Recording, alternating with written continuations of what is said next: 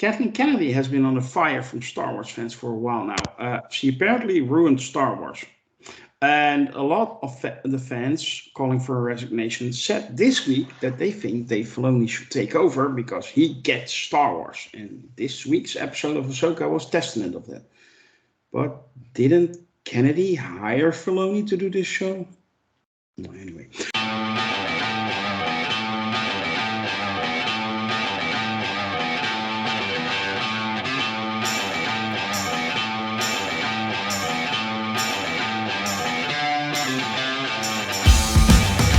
This is the Review of Champions, and I am your host, Grandmaster. With me is a powerful panel made up of the finest champions Cigar has to offer. Let me introduce them to you. First up, we have Mr. Taylor first. How are you? I'm good, thanks. And with us is also Merv. How are you, man? I'm very good. Okay, great to hear. Today we're going to talk about part 5, Shadow Warrior of Ahsoka. But before we do, I want to ask you all to help us out. Like and share this video and subscribe to our YouTube channel. And if you really can't get enough of us, you can join our ranks. Go to Sakar at sakar.freeforms.net. Set up that account, get to know us, and yes, you can join us in our reviews or podcasts. We would love to have you on the show. Consider this your final warning. After this point, the spoilers are incoming, so if you haven't seen the episode yet, go do that first and then check out our review.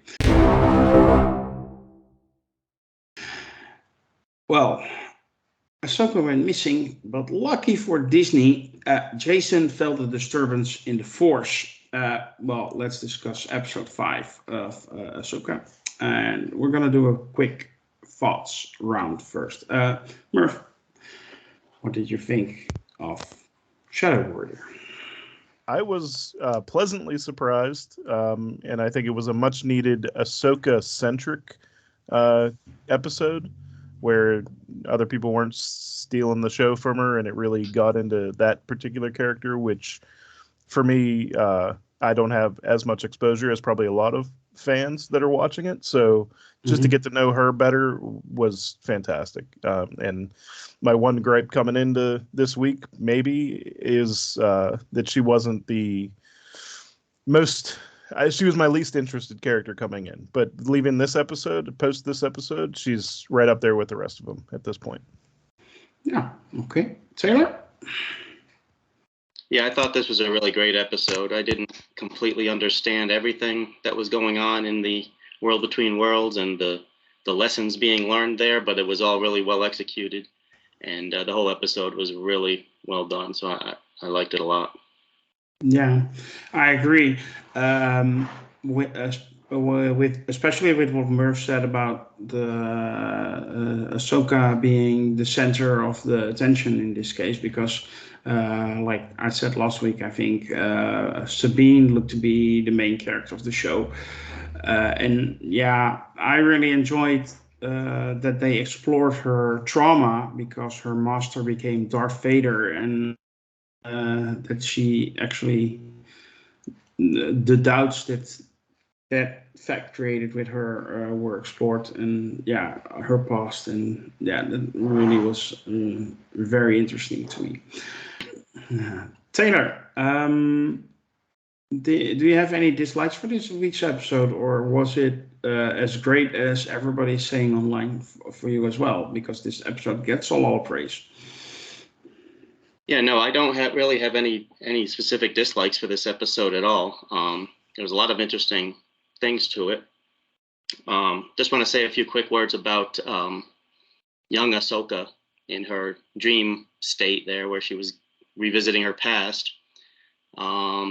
Great job. Young Ahsoka was played by Ariana Greenblatt, who was a Disney kid. She played Jenna Ortega's younger sister in a show called Stuck in the Middle. She also played young Gamora in Marvel Infinity War. So you can paint this girl any color and she can still act. Okay.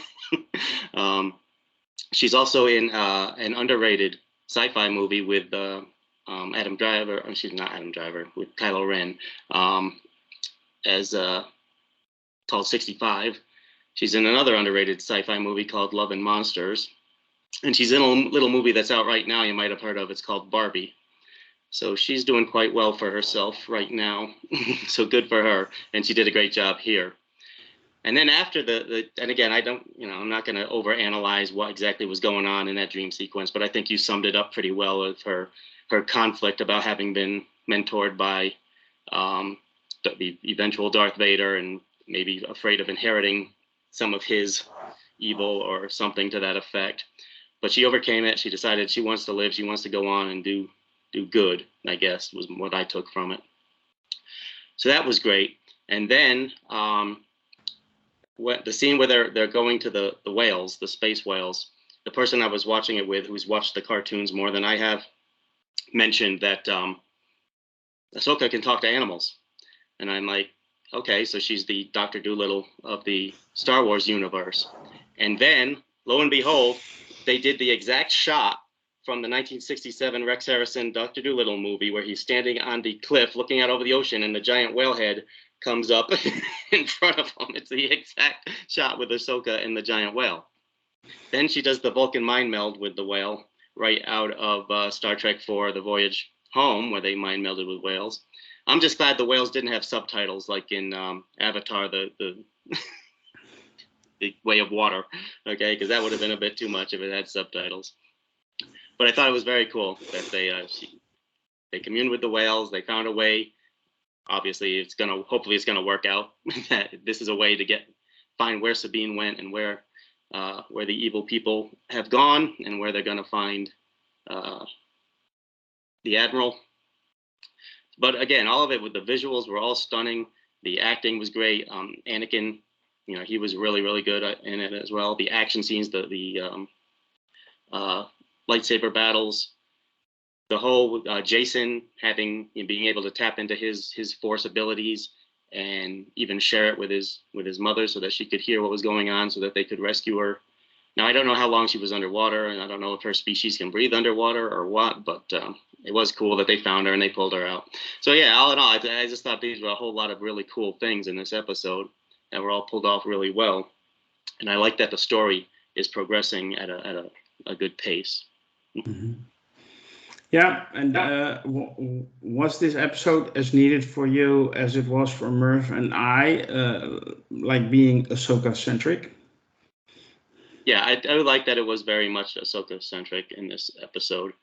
Sabine wasn't even in it at all, and that's, I have no problem with it being an ensemble cast, but it was very much focused on Ahsoka and her story, and her character development was the focus of this. So I thought probably important to have that right in the middle of the season. Mm-hmm. Yeah. Merv, any negatives for you that's maybe popping into your head? The only one that I noticed, and I noticed it when I was watching it, was that the actor portraying Jason, yeah, I was a little mixed on his acting. I guess I'll put it that way. I don't hate the story parts of the character, but it just like some of the line delivery and dialogue and stuff like that, just the way he came across, I thought could have been better. But aside from that, I pretty much liked the entire rest of the episode. There's a little bit of a with Hera or is it Hera, right? That's the character's name. Mm-hmm. Hera and the guys, like it feels like they're brought into the story, brought out of the story, brought into the story, brought out of the story. It's a little bit of that going on, especially by the end, whenever it's like, oh, they're out of it again. I don't mind it because I love seeing Mary Elizabeth Winstead, all of Mary Elizabeth Winstead. So those pants fit her very well. And, it didn't hate it, but it's also like, they're with the group, they're not with the group. They're, it's a little bit of that. But I liked everything about it. I really left this episode liking Ahsoka's character a lot more than I was coming into this episode. Like, I feel like if you'd have told me this episode doesn't have Sabine or any of the villains that I've been enjoying or a lot of that, like I probably would have been like, well, I'm probably going to hate this episode, but I wound up loving it. Everything with Anakin was really great. This show is really doing a great job telling a story while there's action sequences going on, particularly the lightsaber battles. And I just want to give it another props for that. 'Cause like, everything that was happening during her flashback sequence, it was all action oriented, but it was telling you so much while it was doing that. And it's such a great thing to see that it doesn't have to be one or the other. You can tell a story and have it be fast-paced, sword battles, and it's great. Hmm. So I think we always compare this show or any show lately to Andor, but this is like a totally different thing. But I think it's also right about that same level of quality for me. It's just a different style. You know what I mean? It's the same Star Wars, different style, and I'm really liking this style so much right now. It feels like Yeah. vintage Star Wars right now. I totally agree with you that the show it started a little bit slow for me personally, but it really is right up there right now, and I absolutely loved it. But you made a great point about the character of Hera and basically what has been going on with her. And I'm gonna throw this out there. What's the point? Because she is not allowed to go help. Then she does it anyway. Then they pursue her because she helped. And then when they arrive to arrest or bring her to the court martial or whatever they're planning to do, they allow whatever is going on to be going on. So why bother with this storyline? I mean, it's just filler at this point. It needs to go somewhere, and it doesn't. Yeah, my only assumption there is that Hera was probably part of the ensemble in Rebels, in this being like a kind of a post Rebels live action. Hmm. You want to include that character just to show where she's at, and maybe it's a little bit of fan service, but if you can tie her into the show, then I mean, I don't hate it, but it's also like it doesn't seem important to me that like whatever's going on there. Maybe it could all, but maybe we'll go after those senators, or maybe there's a Hera show down the line. I don't really know, Yeah. but I do think that the Star Wars shows, I can't help but think about like the MCU shows and then the Hmm. Star Wars shows, and it's the same parent, but this like right now the Star Wars shows are on such a different level. Not Hmm. to compare, but we were just talking about it the other week to the MCU shows right now, and it's Hmm. just I'm really enjoying it. I think they're fantastic, and this show's a testament to that. Yeah, but Taylor, don't you think it's crazy? They don't want to send the fleet to find out if Tron maybe is coming back, but they do want to send the fleet to one of their most esteemed generals because she is actually investigating if evil is coming back, and but they don't want that to happen.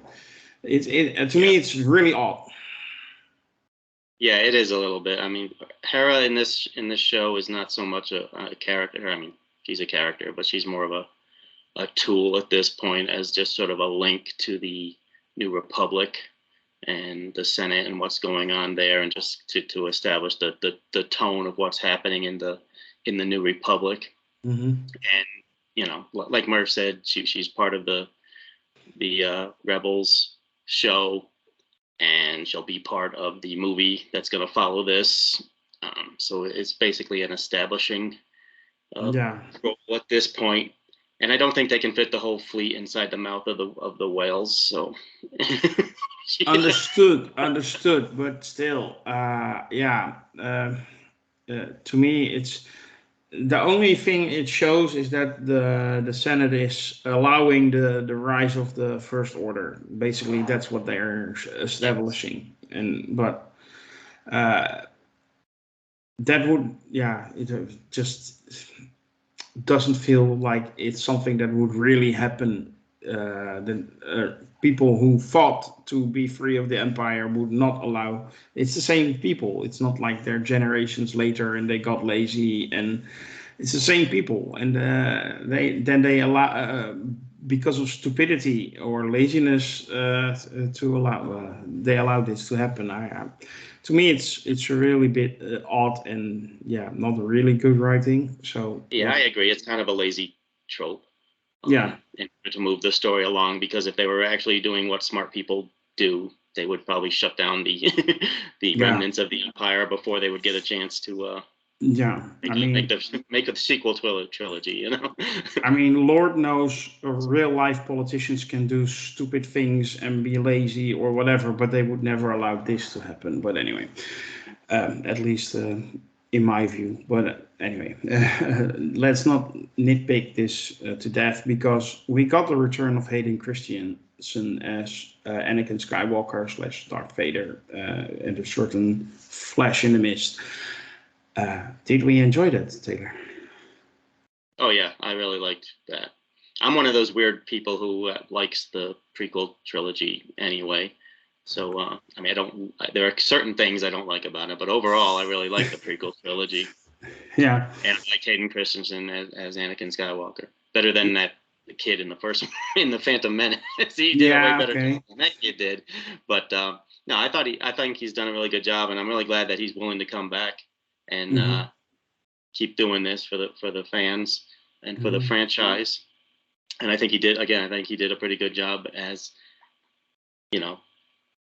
Again, I don't know if he was a Force ghost or if this was a near-death experience and it was her memories of Anakin. I'm not even going to bother trying to figure it all out. But he did a really great job of being Anakin at different points, and even turning into smart Anakin, but still even smart Anakin turning into evil Anakin. But I think all of that was still, part of the lesson that Ahsoka had to learn. In order to have the will to survive and to go on with her mission. So yeah, I thought it was great that he was there. Yeah, the redemption for Hayden Christensen. I mean, he got some heat, or a lot of heat back then in the day when Attack of the Clones came out, that his acting was not up to speed, to put it mildly. Are you happy with that, Merv? Yeah, I thought he was fantastic. And I also, so I didn't watch this episode until yesterday. So I heard people chattering about like some poor digital making them look younger, whatever effects. And I didn't notice any of them. So either they fixed it between the day of release and I saw the finished version, or people were just seeing things that I'm not seeing, because I thought he looked fine. I thought everything was fine. The voice was a little bit more mature than I remembered, but this is stuff. I mean, it doesn't need to be 100% perfect for me to enjoy it. So Yeah. I have a little bit of a suspension of disbelief. I know that's not actually Hayden Christensen from 20 years ago. So I'm watching the TV show. I can enjoy it. But I thought he was fantastic in this. Sometimes bringing Darth Vader into anything is kind of it's kind of a cheap pop, right? Everyone's gonna love him. But I thought in here there was a lot more tones of gray. It wasn't just, here's Darth Vader and he's total bad. Like their relationship is very unique to the Darth Vader character. So I really enjoyed the levels of gray that were swirling around all their interactions. Yeah, that flash of Darth Vader actually served a purpose in this. I mean, it wasn't fan service. It was, but I mean, it wasn't meant as fan service. It actually served a purpose for the story, for what was happening, for Ahsoka's character development, as we were discussing. And well, Taylor, you had a follow up, but I also want to throw in the parallel with Ahsoka throwing the lightsaber like Luke did. I mean, he actually mentioned, I saw this before. So yeah. Overall, I thought it was excellent. But Taylor, you had a follow up. Yeah, just to follow up on what Murph said, and even Lord Deathman mentioned the de-aging last week. Mm-hmm. And Lord Deathman, I have a theory. Movies and TV shows are fake, and with our modern technology, where we're watching these things in 4K, guess what? You're going to see that they're fake. Yeah. Put it down in standard definition, you ain't gonna see that little digit around the edges of his face. I'm fine with it. It doesn't bother me. I didn't notice it at all. I thought he looked perfectly fine. But I know a lot of people, I don't know if they take out their magnifying glasses and go up to the screen just to see the little CGI. But I already know it's there. You don't have to look for it. I mean, we all know it's there. Okay. Godzilla's a guy in a suit, by the way, if you haven't heard. Okay. Yeah, just enjoy the story. That's where I come from. And yes, the throwback to the throwing the lightsaber. Yeah, of course, this happened before that happened, right? Yeah, no, it is after. I Mhm. forgot. I almost screwed up my timeline there. So yes, he has seen that before because he's dead. Yeah. All right. So yeah, now that throwback was great. I also like that they did a name drop of Senator Organa. They Mhm. mentioned Princess Leia there. Yeah. But yeah, overall, like I said, I'm really loving it. I'm certainly not going to worry about the millions of dollars of CGI to make Hayden Christensen look 15 years younger than he actually is. Yeah. Taylor, It works fine. we're from a time where sometimes car chases were like a standstill outtake of a car where the behind a screen was moving. Yeah, like that exactly. So we have seen it all. So yeah, indeed, a few pixels are not really gonna bother us at all. But yeah, I guess people are spoiled nowadays. But anyway. I think we can safely say we enjoyed this week's episode of Ahsoka. Why wouldn't we? It's actually really good. But I still want to hear some numbers. So we're going to do a rating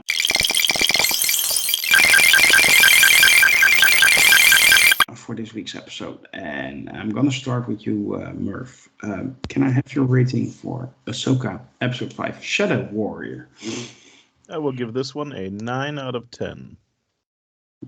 High No number. Now I'm going for Taylor. Yeah, I'm going to go ahead and give this episode a 10 out of 10. Because we had a Vulcan mind meld with a whale. Yeah. Talking to the animals. By the way, I also remembered in one of these shorts, the Tales of the Jedi shorts, they did one with Ahsoka where she was a baby and she like stopped a lion from eating her or something. So yeah, I guess she just has that ability to commune with these creatures. So like I said, all the action, a lot of the visuals, like those flashback visuals of the battle scenes with the fog and all the lightsabers and lasers going on, they all looked beautiful. So I think whoever's doing the cinematography on this show is really taking their time and doing a great job. So this episode had nothing in this episode bothered me to any significant degree. So I'll go ahead and give it a 10 out of 10. Yeah. Despite my criticism of the Hera storyline and the lack of plot point and the actual stupidity of the people, I'm still going to go ahead and give this episode a 10 out of 10 as well. I thought it was excellent and I really enjoyed it. I actually fanboyed out. I try not to anymore, especially after being a little bit disappointed by Marvel in the recent months, year. Try to be a little bit more objective, but I threw that out of the window. It was too great to see what I saw, and I really fanboyed out. So 10 out of 10 for me. And yeah. Cannot wait for next week. But anyway, that will conclude this week's review of Champions for Part 5, Shadow Warrior of Ahsoka. We hope you have enjoyed our discussion today. If you did, you can help us out. Like and share this review and subscribe to our YouTube channel. And if you really want more of us, you can join our forum at sukar.freeforums.net. We would love it if you do that. I now have to announce that we will not be back next week. In fact, we will not be back for another 3 weeks. I, your host, am going on a short holiday. So we will come back to review the last 3 episodes of Ahsoka and the first 2 episodes of Loki Season 2 in a few weeks. For now, I want to thank you all also on behalf of our champions and wish you to be well and be safe. Bye.